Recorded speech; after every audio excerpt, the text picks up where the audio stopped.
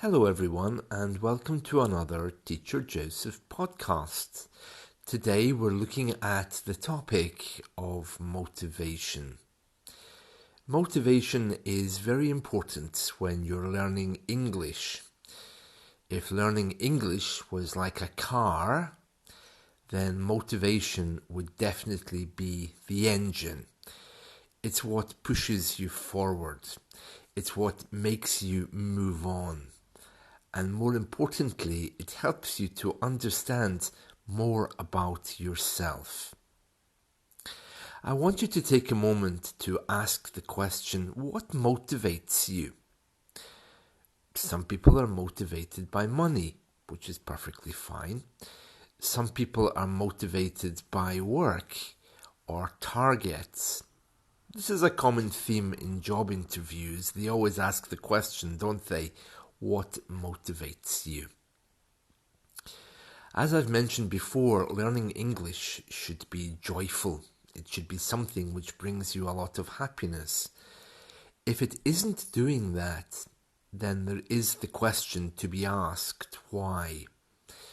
It's probably nothing to do with English, but it probably means that you need to look at your motivation and your joy level and to ask, well, why isn't this thing bringing me happiness?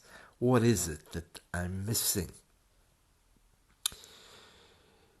Some people like to pay people for motivation. Some people employ life coaches who help them decide what their priorities are. Some people employ physical fitness instructors where they come and knock on your door at 6 a.m. and force you to go to the gym. Well, that seemed a little bit extreme. A good teacher should naturally be able to motivate you. We do that by holding up a mirror so that you can see how good your English is. Every day when I talk to students, I hear the same thing. There's opinions which come up from students which argues the fact that their English is bad. They believe these opinions and subsequently have a poor idea about their English. And then, of course, many people suffer from terminal difference. They seem to think that their story or their lives are different, so that they are suffering in a very unique way. I'm not sure the reasons for that.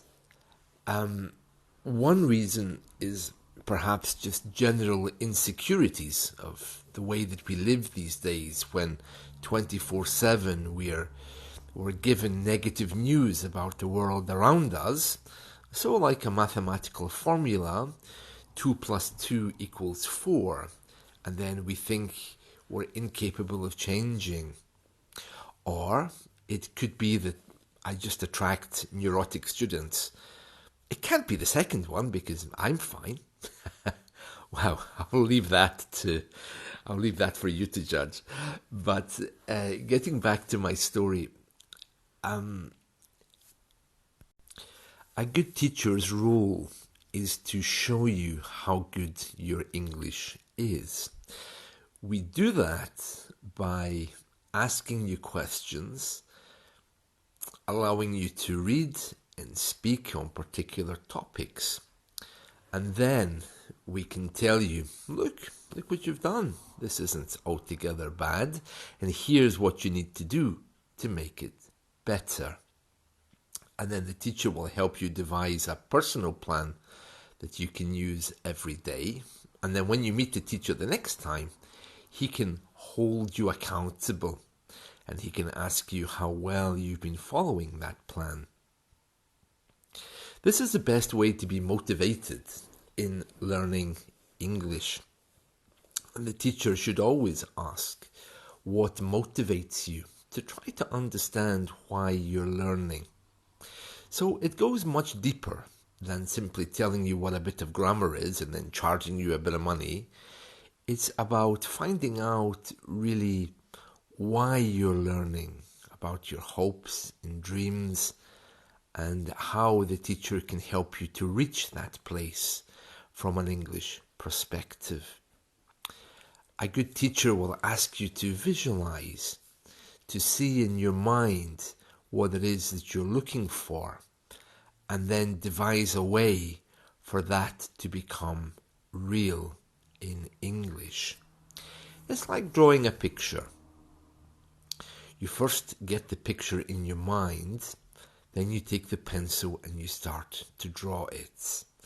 So if you're looking for a new job, you can begin by describing that new job to a teacher in English, and then he will give you the tools to describe that very well so that you're very clear on what you're looking for.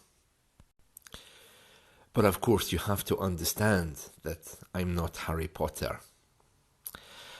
I'm not going to wave a magic wand to make everything perfect. And even if I could do that, I wouldn't. Because part of the journey of learning is exploring, making mistakes, and standing up again once you've fallen. And those things give you a wonderful, wonderful journey of moving forward.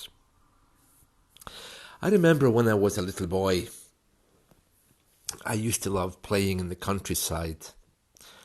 And one day I saw a little caterpillar, you know, those little insects which eventually become butterflies. Well, I could see that this little caterpillar was becoming a butterfly, and it was struggling. You know, their cover, or their little bag that they exist in, was opening up, and from it was emerging a butterfly. I'm sure you all know what a butterfly is. It's those things which flutter around.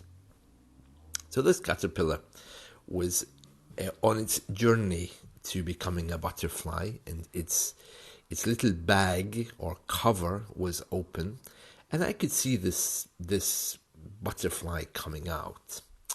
And I thought, oh, lovely, I think I'll help it.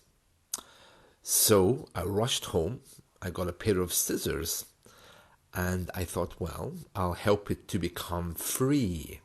So I started to cut the little bag, and of course, what happened a few minutes later was that the butterfly emerged, it tried to fly, and it landed on the ground and died.